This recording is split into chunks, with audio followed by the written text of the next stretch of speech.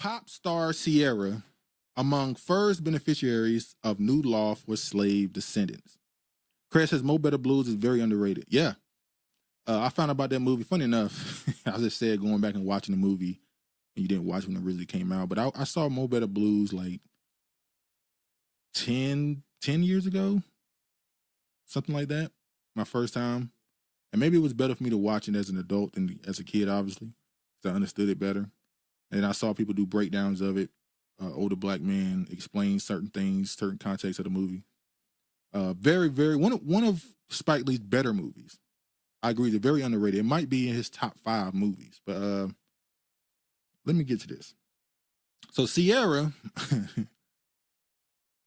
is now a citizen, has citizenship, should I say, with Benin. Hold on. All right. Grammy-winning artist Ciara has been granted citizenship in Benin, becoming one of the first prominent individuals to be benefit from the new law in West African nation that offers nationality to descendants of slaves. The acquisition took place in ceremony and on Saturday. This move is a part of a wider initiative by Benin to attract the black diaspora, acknowledge its historical environment in the transatlantic slave trade, and boost tourism. It's always about the tourism, always about the dollar profit. And I'm gonna get to that. I'm gonna get to that right there, because I have some questions. By legally recognizing these children of Africa, Benin is healing an historical wound. It is an act of justice, but also one of belonging and hope, Justice Minister Yvonne said in the ceremony. Here's what to know about Benin's efforts to welcome slave descendants. In September, Benin passed a law granting citizenship to those who can trace their lineage to the slave trade. It isn't open to anyone above 18 who doesn't already hold another African citizenship and can provide proof of an ancestor was deported via the slave trade. So wait. You didn't sell them. They were deported into the slave trade. The language used. So while you got a president of their country trying to take somewhat accountability for what they were a part of, the way you describe things matter. Words matter. Virginia says, didn't Spike Lee and his wife, Tana, also recently become ambassadors for it? Yeah. We talked about that last week. And we just saw Lauryn Hill is in Benin. So they're doing the same thing that Ghana did, pushing to get particularly Black Americans. Let's be honest. They say the Black African diaspora, but they really mean Black Americans. Get them to come over, make them cool to try and benefit from tourism, which goes back to that whole African Union, 6th region. Their plan to tap into that $1.7 trillion purse that allegedly Black America has created. But the fact that you're describing the slave trade as people who were deported is crazy. For anywhere in sub-Saharan Africa, Benin's authorities accept DNA tests, authenticated testimonies, and family records. Last week, the government launched My Afro Origin, the digital platform, and processes applications. What we got here.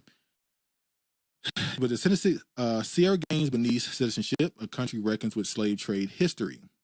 The U.S. pop star became a citizen under a new law. We already went through all that. And this was the picture I saw initially. And this goes back to the whole think about these people have a plan. And nothing is a coincidence, like I said earlier, coincidence. Because at a time when these type of things are happening, social movement that is being pushed for people to call out and who is who, where you from, and what is your agenda. So the questions got to get asked. Is Ciara's repatriation symbolic or substantial when there's no shared struggle? What does it really mean when a celebrity reclaims African lineage through citizenship without any material consequence or political alignment? What is the gain here for her? Is this somewhere she can go to if America falls? Is that what this this whole point is, or is she just playing as a mascot? What is the purpose? So I want to show this. Going to touch on a story we were mentioning just earlier on. American R&B singer Ciara has become a citizen of Benin under a new law that grants citizenship for these descendants of African slaves. The Grammy-winning star appeared alongside President Patrice Talon at a ceremony over the weekend in Cotonou, the capital.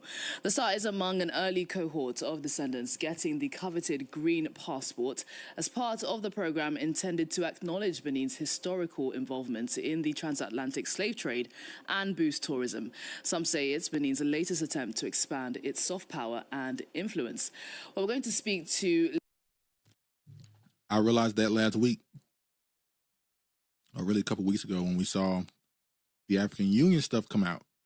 I was wrong. I said that America was sending Black American celebrities over there to boost their own soft power. But now we know, as she just said there, it is them that's trying to gain soft power. I think a lot of these countries as well, particularly Ghana and now Benin, are trying to replace Nigeria as like the top dog on the continent. But we'll see how that goes for them. Leonard Wancheknon, who is a professor of politics and international affairs at Princeton University. He's also from Benin. Great to see you, Leonard. Thank you so much for joining us on the program. As somebody from Benin, I do want to get your opinion on this law. How do you feel about this, about descendants of African slaves getting the chance to get citizenship now? Oh, thank you very much for having me. I think this is wonderful. For two reasons. First, because it strengthens the ties, the historical ties between African American and Africans, particularly Beninese. But also because, as you mentioned earlier, it's an opportunity for us to invest in historical cultural tourism, which will help boost the economy, but also a stronger sense of identity. And you see how you try to get that in there? It's always about money, and there's nothing wrong with it. You can't fall for the trick. Americans like to play mascots to African claiming ancestral lineage. She nor Lee's look Benin. Chris said Umar will be proud. Oh, I see they was on Umar bad when he asked for some more money. So now I got to ask the question to y'all. And I'm going to get to an even stronger point on this later. Is lineage, as a Black American lineage, should I say, a brand or a birthright? Black culture, as I always say, is the umbrella for which all the other quote-unquote Black ethnicities are under, at least in the West. But honestly, it's not really a culture to them. It's a brand. That's why they always say we ain't got no culture.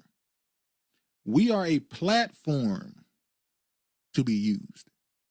Everything we've heard, I played 3 videos, I've read articles. Every single time they mention tourism, economy, when acknowledging you going back to quote unquote your homeland. For them, it's not about no ties and the history and acknowledging a historical problem that happened. No, this is a chance for us to build our economy, bring some tourism here, and they'll come over here. Some of these Negroes will come over here and cry with a handkerchief and say they can feel the industry, the energy of their ancestors going through the castles and getting on the boat, on the ships, and they just charging you a fee. They're charging you a fee to see this and be a part of this, and you over there trying to get acceptance, trying to find something you belong to, because you've been told for 100 years that you are a vagabond. You are a displaced people. You've been told you have no culture, that is all American. We're going to get to that later about what is the influence of a Black American culture. We said this was an imperialism through America's soft power, or do Black Americans push American soft power through their influence?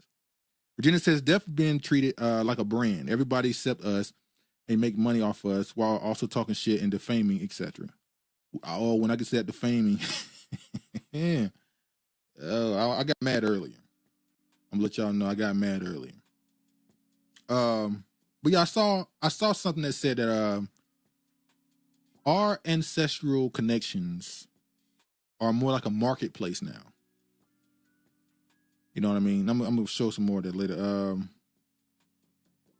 But yeah, let me show this too. Before I go deeper into that, because since we're talking about influence.